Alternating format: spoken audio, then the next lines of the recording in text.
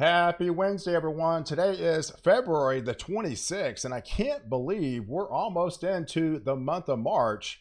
March can be a very volatile month as we come out of winter and head into spring, and typically that can spark severe storms. And in fact, we're already off to an early start with the Storm Prediction Center issuing a slight risk for severe storms for those areas into East Texas back through the mid-Mississippi Valley, as a significant trough will be diving into the southern plains during that time frame and setting up a very stormy period ahead. So if you are new to the channel and like detailed weather breakdowns, hit the subscribe button and you're in to get all my daily content on this channel to keep you well ahead of the storm. But for right now, to end February, we are on the warmer side, and it's feeling a lot like spring out there for a lot of you folks, as well above average temperatures have kind of really locked in to end the month of February. And we are a little bit of a quieter time frame right now, so we do have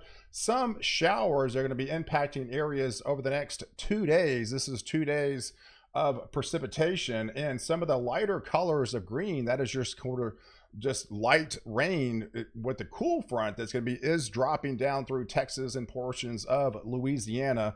But further off to the northeast, we have a little bit more higher instability across the Ohio Valley, back through areas of the mid-Atlantic where they could get some moderate rain showers over the next 2 days. But we are watching a more significant system that will be building out west, and that is the area that we'll be watching as we head into March. But as we head into March, we do have a quick burst of colder air with all that Arctic air that went back up into Canada. We do have a slingshot of Arctic air that's going to be diving down into the northeast and portions of the Ohio Valley as we head into this weekend, and you're going to feel it in a big way. It's a quick shot of colder air, but man, it's going to be freezing in a lot widespread area across the northeast. In fact, let's take a look at some of these temperatures. In fact, coming up on Sunday, you're March the 2nd, and yeah, that's going to be feeling a lot more like winter up there into Minnesota, back into the teens through Wisconsin,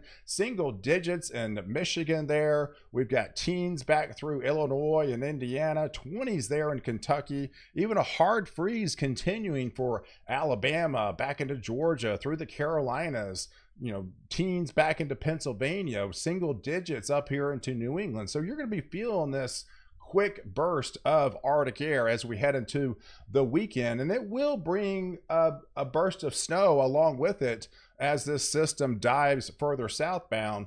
But it's mainly going to be confined for those areas to the north, as well as into the upper peninsula of the Great Lakes, back into the northern interiors of New England, back through Quebec. But some of these areas through Vermont, upstate New York, and New Hampshire, back into Maine, could pick up an easily 4 to 8 inch snow swath this weekend with that quick burst of Arctic air. But let's take you out into the areas of the ocean, because we are still dealing with the LaNina. We are in fact in a weak LaNina, and that's fairly significant as we head into spring time frame. There is your LaNina right here. It's still on the weaker side, but it definitely has some cooler temperatures out there in the equatorial Pacific.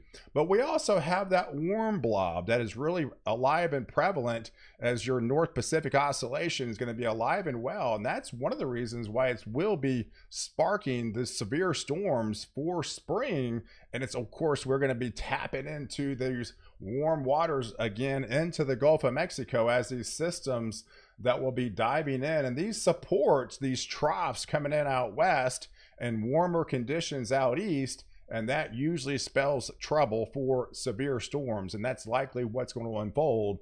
But here's where we currently stand as far as the LaNina goes, and we've been in this for several months, and it looks to be we're already going to continue into at least for another month or two.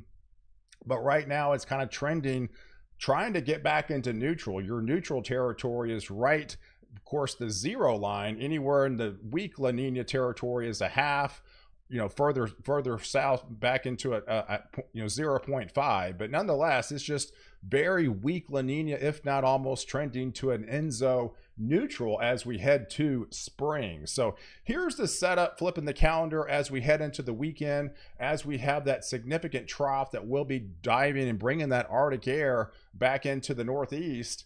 We'll have another trough that will be coming in as the jet stream does buckle out there in the Pacific. And out ahead of it, we are going to be watching these series of short waves that will be adding some instability. So it's going to have some rain showers associated with it, but a much more significant trough that will be building back behind that one.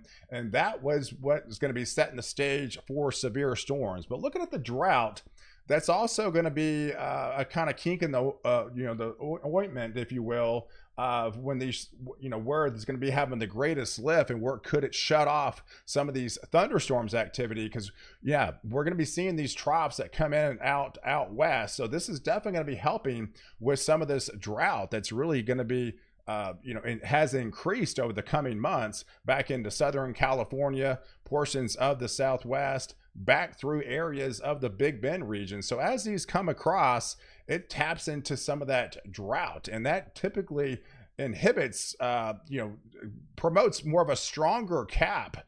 But once you get out here towards the Gulf of Mexico, of course, all these warm waters down here in the Gulf of Mexico, and you can see where all this white is, and that's where most systems have been more active. And this is where the stormier period will be coming up in the first week of March. And along the East Coast, we are experiencing some drought as well. So this is going to be definitely helpful for those areas across the East Coast. But here's the setup going into that first couple of days of March. So after this trough moves out with a quick burst of Arctic air, then all eyes will trend out west. So as the trough dives down out west, that'll bring some of the cooler anomalies while much of the east continues to warm up. And as it does, usually this type of setup spells trouble for severe storms and a very stormy period for those areas within the east of this line here. That's where you're going to have the most unstable energy and the highest capability of producing showers and thunderstorms, especially when you have this trough that will be coming in. And any little kink in the hose, if you will, that typically provides the lift mechanisms. You've got a little bit of shear out ahead of it. You've got dew points surging back into the mid 60s, if not almost 70 by the time we get into Tuesday. A lot of ingredients combined with some of the Cape values have increased going into spring. So some of these dynamics are starting to come together even this far out, saying, hey, we got to watch out for that Monday, Tuesday, Wednesday timeframe going into the next week. So as the systems come in, there's that first short wave that will be highlighted over portions of the southern plains on Sunday. This is not really significant. Some areas could produce some isolated moderate rain showers, but out west there is the second storm and the more significant storm bringing that beneficial rains again back into the western regions, especially there in California.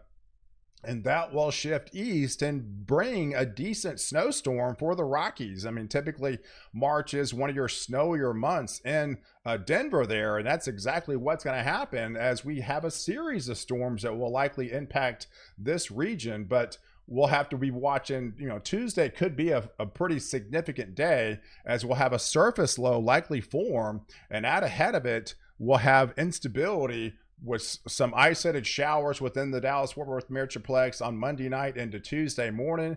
But once they move east of Dallas, they're likely going to be turning severe there in East Texas, and especially there into Louisiana, back into Arkansas. And depending on how far these dew points reach and further to the north is where the instability and some of the severe storms will likely end up. So going into that Tuesday afternoon, here's the setup. I think it's going to start off as more of an isolated type of event coming in out of the overnight back into the Dallas region. But as we swing further off into the East Texas region, tapping into some of those daytime heating type atmosphere and some of the higher dew points, higher instability, greater shear, we could be looking at all three modes of severe storms by then, swinging into Louisiana and back into Arkansas, as well as into Missouri.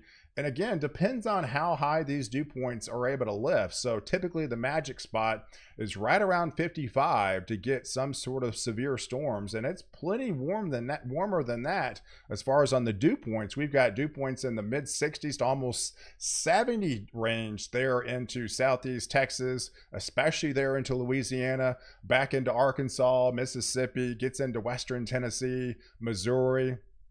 And as you can see, it's starting to creep into Illinois, back into Indiana, and this will likely take the severe storms further north, depending on how high these dew points are able to surge further north as well. But we do, in fact, have greater probabilities, a more higher coverage event down here for severe storms heading into Tuesday afternoon, Tuesday night time frame, especially in East Texas, Louisiana, Arkansas. Those areas will likely be inundated with some very intense heavy thunderstorms, possibly tornadoes by then. We're again, this is 6-7 days out, but gives you an idea. We're looking at a very stormy period ahead with some heavier rainfall. So we'll likely have a snowstorm unfold across the Rockies, adding to those snow totals there in Denver. And we'll have an area of surface low with the winds and the tight isobars. And then to the northwest of there, we'll have heavy snows back into Kansas through Nebraska.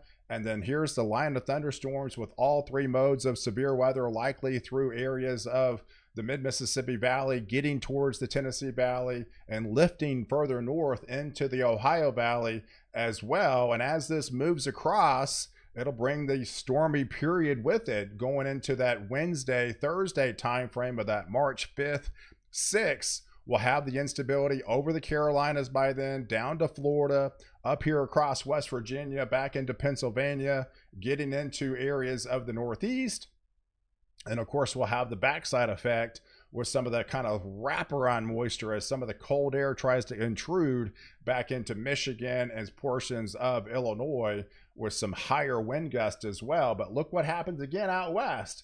Yes, it becomes even more active again. So we'll be watching another system come off the west coast that'll take a similar track, go through the Rockies again, setting up for some more heavy snows back in the higher elevations of New Mexico, especially into the Rockies there, back into the Denver region, as well as into Western Canada and into Nebraska by then.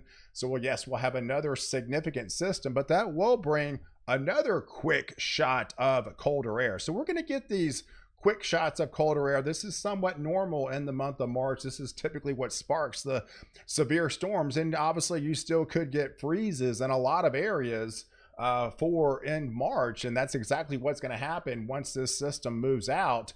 We'll have some colder air come in going into, say, that 6th, 7th, maybe that 8th time frame of March. Some of these areas will start to drop again, say into Oklahoma, back into Texas. Those areas across the southeast will be feeling it as well. So guys, I appreciate you guys watching. Do like this video.